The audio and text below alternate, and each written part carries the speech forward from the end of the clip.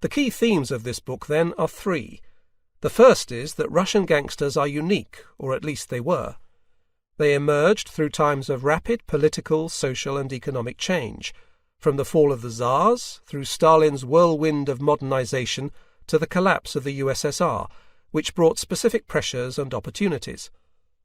While on one level a gangster is a gangster throughout the world, and arguably the Russians are becoming part of an increasingly homogenized global underworld, the culture, structures and activities of the Russian criminals were for a long time distinctive, not least in their relationship to mainstream society.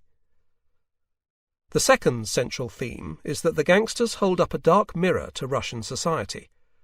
For all that they often sought to present themselves as being outside the mainstream, they were and still are its shadow, defined by its ways and times.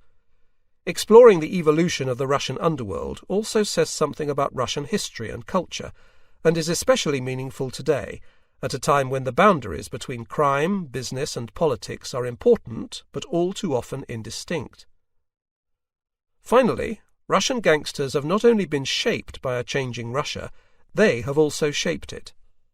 Part of the value of this book is, I hope, to address the myths about criminal dominance of the new Russia, but at the same time to look at the ways that its upper world has been influenced by its underworld.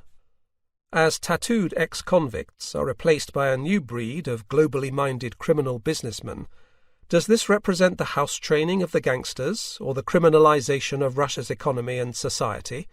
Is this a mafia state? And what does that even mean?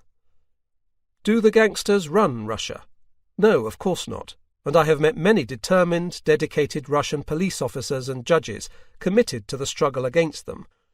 However, businesses and politicians alike use many methods that owe more to the Vorovskoy mir than legal practice. The state hires hackers and arms gangsters to fight its wars, and you can hear Vor songs and Vor slang on the streets. Even President Putin uses it from time to reassert his streetwise credentials. Perhaps the real question, with which this book ends, is not so much how far the state has managed to tame the gangsters, but how far the values and practices of the Vory have come to shape modern Russia.